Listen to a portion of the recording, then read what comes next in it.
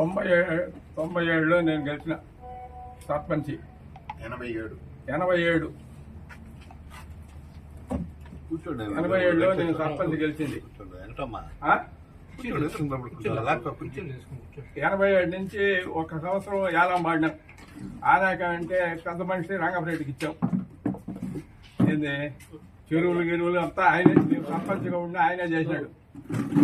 చేస్తాను, ఆయనే చేశాడు.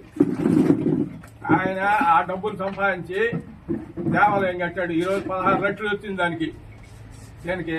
దేవాలయానికి, రావువారి గుడికి.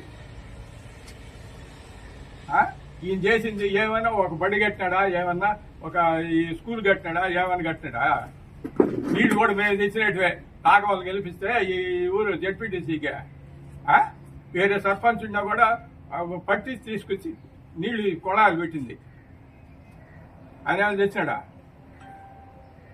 ఇప్పుడు ఆడ నాడు నేడు పనులు చేస్తున్నాడు.